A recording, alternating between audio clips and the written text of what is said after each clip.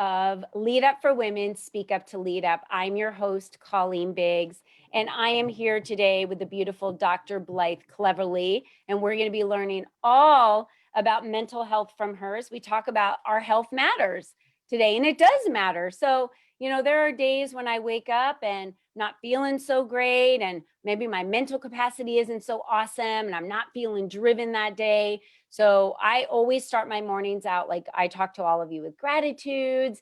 I read. I spend about an hour and a half with myself every morning, really getting my mental state, my mindset right, because that is important for me, for my drive and the capacity of really being able to fill what it is that I need to fill during the day. And I set my intentions for the day as well. So how many of you out there are taking the time to spend with yourself every morning to have your mental capacity right, so that you're focused on the things you need to be focused on that day and not wasting time, but really moving the needle in your business? I have an announcement. We have a big 3-day event coming up August 11th through the 13th. And I'm going to be talking all about this on day 1 and day 2. We're going to be doing action pieces where we're diving into your business. Same with day 3. So this is a 3 days of a business conference. The links are all below for you to click on. So you can click on the link and join us for the LEAP event that's going to be happening August 11th through the 13th. And again, we invite you to check out Lead Up for Women at leadupforwomen.com. And if you are ready to step in the spotlight, we have a spotlight for you. So let me talk to you about this beautiful lady that we have today, who's stepping into the spotlight herself and putting herself on this platform to share what it is that she does so amazing. So Dr. Blythe Holly Cleverly is a brain and behavior strategist, registered, here we go, orthomolecular and brain health practitioner with a PhD in natural health. She's been in private practice, engaging in public speaking since 2009, and served as lead instructor at an alternative medicine college. Dr. Cleverly specializes in working with deep, intense thinkers, feelers, and doers who are facing a fork in the road at midlife. She further trains other qualified professionals in utilizing her strategies with this unique client model. She received supplemental training at such revered institutions as the Amen Clinics at Harvard University, Amen Clinics at Harvard University. She's presented to provincial health councils and medical clinics, as well as having been featured in newspapers, podcasts, especially Lead Up for Women podcasts, and YouTube channels. And she resides in BC, Canada. You're in British Columbia. So Dr. Blythe, welcome to the show today. Thank you, Colleen. It's a pleasure to be here. You have a very impressive resume of what you've been doing. So I first want to ask the question for our listeners to get to know you. What really put you on this journey? You've been on this journey for a very long time. And what triggered you at a young age, or how old were you when you started going on this journey, and why? Well, I think I've always been interested in health and in the mind. I've been fascinated by people all of my life, but I was actually raised very different than the higher education that I came to achieve. And my parents had a different plan for me altogether, and I was going to be a missionary. And I was raised to understand all the different sacred texts, and there was value in that, but it wasn't my calling. It wasn't what I really wanted to do. So I veered off, and a big reason why I did that, and it was a bit later in my life, is because of the dementia and the Alzheimer's that was in my family. So my grandmother and my mother both ended up with this. And then on my father's side of the family, it was the Alzheimer's versus the dementia. And it was so prevalent. There was like 7 members of my family that I lost to it. And I looked and said, I'm not going to have the same fate as what they have. And when I began to do my research, I learned that allopathic medicine didn't really have that much to offer me in the way of prevention, or if you get it, in the way of remediation and management of it. So I said, where am I going to go to prevent me from taking that path? I wanted to take a completely different path than what the rest of my family were taking. So that was my fork. Part of my fork in the road was to be able to say, I'm taking control of my brain and of my life. Surprisingly, when you think about this with the brain, people automatically say, okay, well, it's all the physical remediation or things that you're going to be able to do to prevent that from happening. But I saw a pattern from the time I was a small child, and I'd been around this for so much that I noticed that there was a mindset, a personality type, and a mindset that went with this. And that could have been controlled if it had been managed, if people knew what to do about it. Yeah. But nobody was given those skills. And so I said, I need to figure this out for myself and basically save myself from this fate and hopefully others. I need to dive in deeper with you on that for sure, personally, because many of my listeners know that my mother in law is suffering from dementia as well. And I take care of her every Saturday and take her shopping and spend time with her. And I just, every week, I watch her just get a little worse and a little worse. And, you know, if I went back a year ago and her memory and her thinking back then to where we are today, it's night and day different. And you know, you never just want to sit by and watch someone that you love so dearly lose the capacity to remember their life and lose the capacity to remember themselves, you know, what they love. And it's just hard to watch that. And I don't want that to be my path.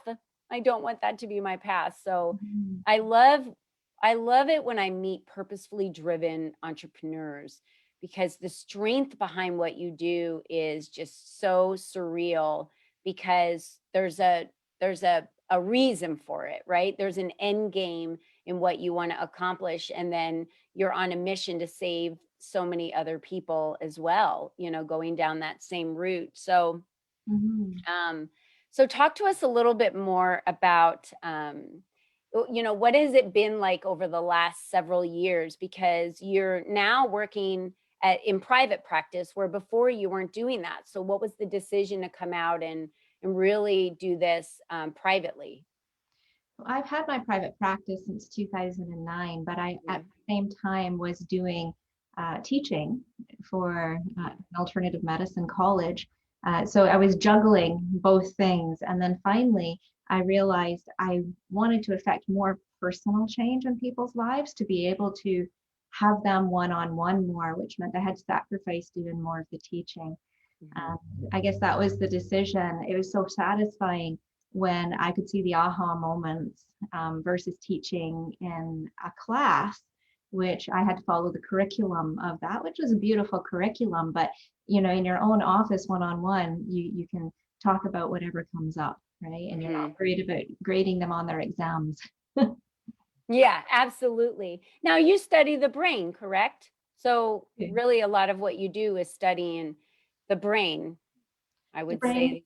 Yeah. behavior, yes. Brain behavior. Okay, Brain that and behavior, yeah. and And how they're behavior. linked, Yeah. yes. So everybody has a different brain type and they have a different way of thinking. And there's a reason why we think the way we Mhm. think. And so many times that's looked at as a character weakness. Oh, this person, they can't sit still. They're so impatient or they're so impulsive or they're driven towards addiction or they're, you know, whatever it is that people judge other people for without realizing that a lot of this is genetic predisposition, but then also injury. People don't realize how much a person can change from an injury, and an injury can be something as simple as a whiplash or a fall. And then you end up with some forms of cognitive decline that might not be as big as Alzheimer's or dementia, Mhm. but every part of your brain has a function. And any damage to the brain is going to change something within you, even your personality, because it's all linked together. So when you understand the brain, you understand who people are at a much deeper level, why they function as they do, what you need to do to help them change their behaviors, and that will affect every part of their life. So regardless of what they're coming to you for, you already have so much more insight moving forward. Mhm. Yeah. Thank you for that clarity. You know, it's interesting to hear that. This is definitely knowledge of something I didn't know. And I know the listeners are learning so much from you today. So let's keep diving into that a little bit more because you you work with individuals on, or let's, how do we say this? Overthinking versus the overfeeling. Many women that I work with, you know, and lead up for women, we call it paralysis by analysis, right? So let's talk a little bit about that. You know, we can change, right, Dr. Blythe? We can all change. So let's talk about, you know, what it's like to be in that state, and then things that we can do to modify our behaviors to grow and learn, you Mhm. know, and re kind of rewire our brain or retrain it, I guess. You'll probably come up with a better word that I'm coming up with, but let's talk about that. Sure. And that also for me was a big fork in the road because I was a chronic overthinker and I realized at the age of 15 I needed to do something different with my thoughts and my brain, and that put me on a different path, and kind of the paths all met when it came to the brain and the mind, right? So it what I'm seeing so constantly with people is exactly what you said, where people are overthinking, and Mhm. overfeeling too is a big thing that I work with, and those are two different things, but usually they are also linked. And I tell people, you know, that I love brains, everybody has one, and they need fuel, they need repair, they need tuning like your car does. So I would try and make it simple for people. It doesn't have to be complex. And your mind is actually the driver. So your brain and your mind are two different things, right? So your brain is physical. We can actually open up your skull and touch it. Your mind is actually more the way that you're thinking. And so your mind is the driver of your car, right? And that's your body, and the brain is a huge part in where you're going to go. But I see people circling the block. And this is the thing that I work with a lot. They're circling the block in so many ways.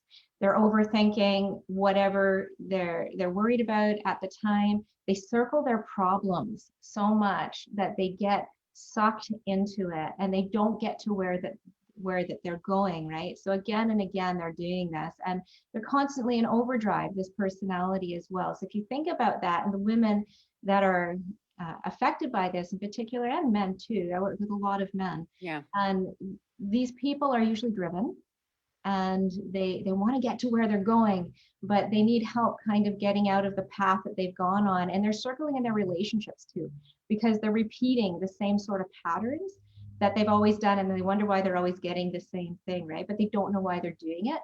And this type of person is usually hauling more than what they should because they're an over responsible person. There's a lot on their shoulders. And so that makes it difficult, and they're kind of chugging up the hill. And they're tired and they're drained, and they're kind of pushing themselves to get to where they're going because they feel that they have to do that. But I tell them it doesn't actually have to be that Yeah. hard, right? So when you give your brain and your mind an overhaul, so there's a word, I'll usually call it reframing.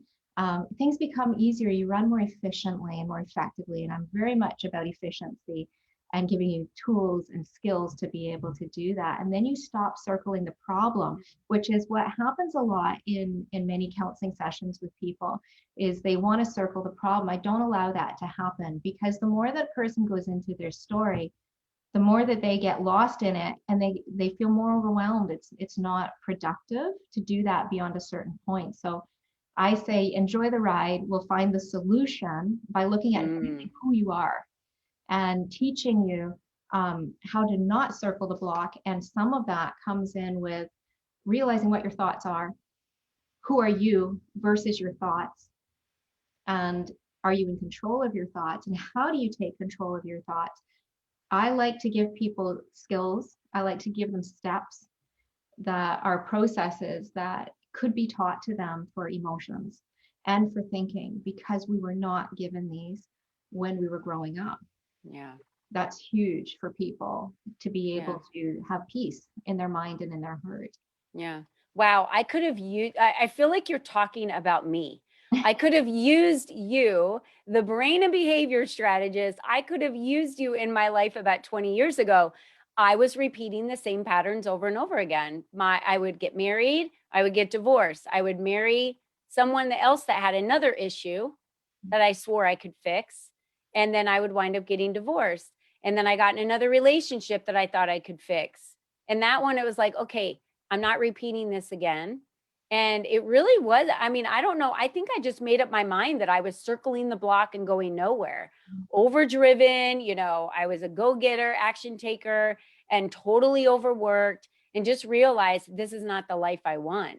And, you know, I don't know how I made that change, but I really wish I would have made it 20 years earlier instead of waiting so long. So I felt like for a moment there, I was in the spotlight, and you were talking about I was in that car driving it around the block. So maybe I'm a beacon of light for someone listening to this to say, if you're in the car and you're just driving around the block and you feel like you're not getting anywhere, I've been there, and I was able to make these changes and do that rewiring. So how do you talk us through a little bit of your secrets, maybe give tiny bits of your secrets of what do you do with your clients, Dr. Blythe, that you're able to help them, because now everyone's seeing the light. Okay, so I can rewire this. I'm not, I don't have to be who I modeled when I was younger. I can change and become my own individual. I don't need to be stuck in that problem or that past or that upbringing anymore. I can change my story. I can create my future. Absolutely. And usually with people, I can read pretty quickly where they're coming from and what the issues are.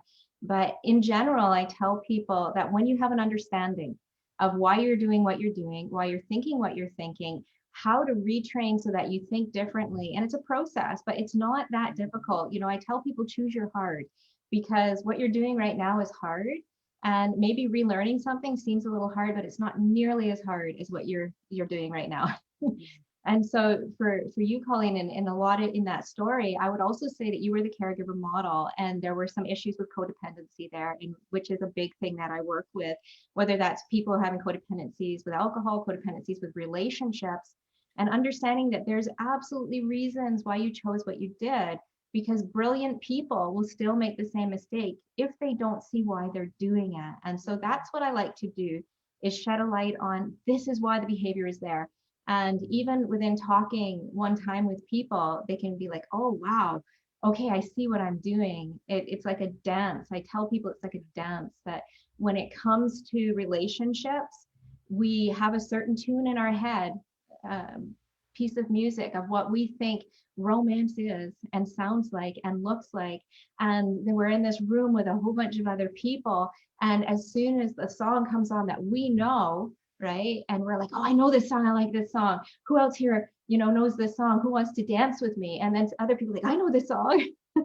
And you get up and you're dancing together, right? And usually they're the person having the opposite steps as you. Mm-hmm. And you're often mimicking things that you've seen in your childhood. And people assume then that, because you're a girl, you're going to be looking for somebody like your father. That's not necessarily true.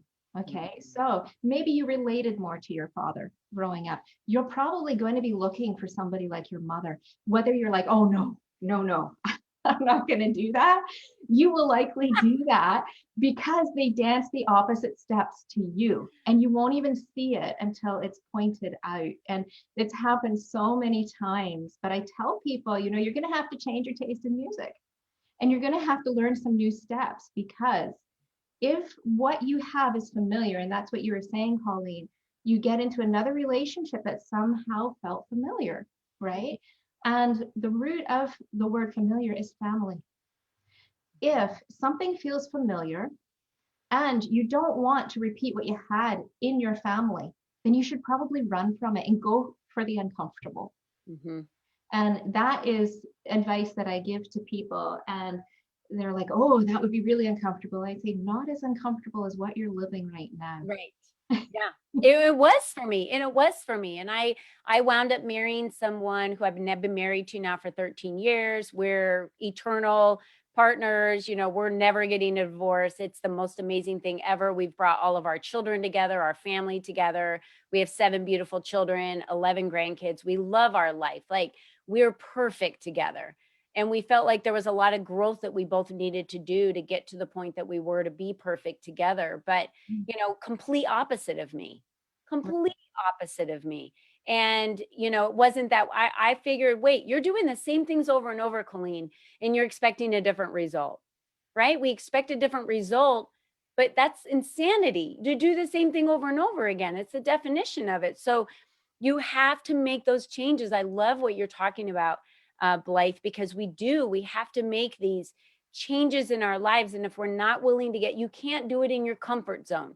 You cannot do it in your comfort zone. Remember when you started a job and it was like the first day on the job and how uncomfortable you were walking in and all these new smells and people and, environment, and you have a new responsibilities. But yet 2 years after that, you're like, I could do this with my eyes closed. And the new person walking in, you're like, just relax.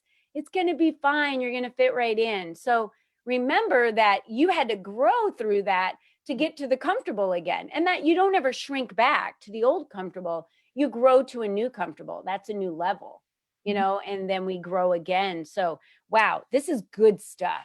This is good stuff. So I want you to share, I want you to share a little bit of how talk to us through your ideal client, the clients you're working with today. Who are they? How are you helping them do some breakthroughs? Maybe even share, a breakthrough or two that your clients are having, because, people want to really hear about the successes that people are having, because that gives us the motivation and the inspiration to know that we too can make those changes in our lives. Sure. So the one thing that all of my clients have in common is that they are deep thinkers. Often they're also deep feelers, and they're that over responsible caregiver type a lot of times. Other times they're just highly cognitive people that are coming to get out of their head. But the other thing that is really essential in order for me to work with somebody is that they have to be forward moving. They have to want the change, and they have to be ready for the change, because I'm not a talk therapist and I don't circle the problem. And the person has to want to get out of any form of victim mentality that may have been there. They may have been victimized, but they don't have to live like a victim of whatever has happened. And so I'm very rapid in the way that I work with people, and they're usually sponges. They want to learn everything that they can. And sometimes they've been struggling for years. So one of the clients I had struggled for years with addictions, for example, and went through all the different programs and went into really expensive rehab centers. And these all had value to him, but they didn't help him fully get out of the issue or the problem that he had, because they never got down to the core of why he was triggered or what the beginning of that was, or doing parts integration, which is a big part of what I do as well, to making sure that, when people say you should be a whole person and they don't tell you what that means, or you should go within for the answers, they don't tell you what that means. It used to make me so angry. And I said, I got to figure out what does all this mean. And so I've done that, and I teach people how to get to that point of working with all the parts within them so that everything's in alignment. Anytime somebody's in conflict with themselves, it's because there's not an alignment there with belief system, with another part of themselves. And it's so quick and easy to actually remediate these things. It's absolutely possible. But for this person, he has been, both clean and sober for quite some time now. And he's like, I'm never going to go back to that, because I understand, I know too much now. Very much like your story, Colleen. And I think the reason why you got out of that was because you stepped back and you saw it for yourself. And that's brilliant for you, because most people honestly don't have the ability to do that for themselves. They may realize that they need to. I was the common denominator. Yeah, I looked at it and I said, I could blame. This is why it all didn't work out. And then I was like, wait a minute, who's the common denominator in all these relationships? Who made all these choices? And it was me. Yes. And so when I took responsibility for it and said, I have to change the way things are going in my life, or they will continue to go down the same path. What are you going to do differently? Nobody's coming. You have to lead your own life with your own permission. And I love that you said to get to the root and the core of the problem. And let me get on my soapbox for 1 second. In America, in the world, all we do, I feel, is treat the freaking symptoms. It's a $1 trillion business of medications and healthcare that just treat the symptoms. We're not getting to the root. If we got to the root and solve the root, like when a tree is dying, you don't go treat the leaves. You go give extra a care to the root, more water, more nutrients. That is how the tree grows the beautiful leaves. We don't treat the leaves yet. In this crazy world we live in, everyone's trying to treat the symptom, and it's so just a breath of fresh air, Blythe, that you are treating the core, and that's what makes the changes when you get to the core and do the rewiring. We can't keep doing things the same way we always did. It Mhm. just doesn't work. Right. And that's the brain, the mind, and Yeah, your belief systems, which I'm trained in all of those different things to be able to assimilate it. When a client first comes to me, I actually yeah, take them on a physical level and say, okay, what is actually happening within your brain first? Because that's going to be the easiest. And, as another tip, if your blood sugars are not level, and that can mean, hypoglycemia as much as it means diabetes, if your blood sugars are not level and being regulated, you will not have optimal mental health and you'll be chugging up that hill unnecessarily. It's so easy to remediate. There are foods and supplements that you take and they will just turn around your ability to stop circling first, and then we'll work on the other levels of things that the person needs. That's getting to the core of all of the essentials for mental health. hmm yeah. And so, so I am glad that we named this about, your health matters, because the health of your mind, your feelings, um, the health of your thoughts, the health of your relationships, the health, everything starts from one central location, and that's the motherboard of everything, of decisions, which is your mind. And if that's where you go to Mhm. work on the mind, that is like, it's the motherboard. It's the central location of where everything that we do in our entire lives come from. Our habits of eating, our habits of being lazy, our habits of working out, our habits of how we treat other people, our habits of if we're action takers or if we're not, if we show up or if we don't. I mean, that is you work intricately on the motherboard. I do. And because emotion follows thought, you don't have an emotion unless you've had a thought first. Yeah. And so there's skills for overthinking, there's skills for overfeeling where we were not taught what to do when we have an emotion. And that's a whole other topic, but they are so valuable and you can use your mind. If you have a brilliant mind where it's overthinking, if you have a large heart where you're overfeeling, use these to your advantage instead of to your disadvantage. Take control of them so that you can move forward to get to where you're going. And you just sometimes need the skills. It's like if there was a book, a manual that could be given, right, for this human condition of what am I supposed to do with this, with this, with this, right? And with the big pictures of life, like these are like I help people basically fill in the blanks of that manual that was not given to us Yeah. so that they can live um, in control, in ownership of Yeah. themselves. Yeah.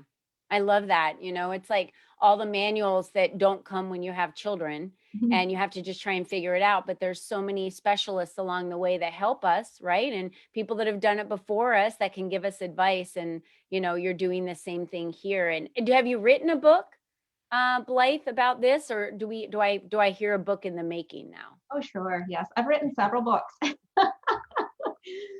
but I haven't got them published yet. So that is actually, it's in the making Okay. for what's coming up. Yes. Yeah, so I know many of our listeners would want to go and purchase that book and really learn from you, because we need a manual for it, because again, we're not given that on how to direct our lives and how to direct frustration or anger um or feelings of despair or worth or hurt, or so I guess I would challenge every listener that's watching or listening to us, via the podcast today, to really think about in your life, are you driving around the block? Do you feel like you're going in circles and you're not really making the strides that you feel in your heart, that in your mind, that you want to be able to make? The impacts that you're looking for, is something missing? Maybe you just need the time with Dr. Blythe for her to be able to help you uncover that very quickly, so that you can start forming different habits, making those changes in your life. So Dr. Blythe, tell us how we can get in contact with you. How can the listeners get in contact with you? What is the easiest way to do that? The very easiest way to do that is through email. BlytheCleverly@gmail.com. You can contact me there.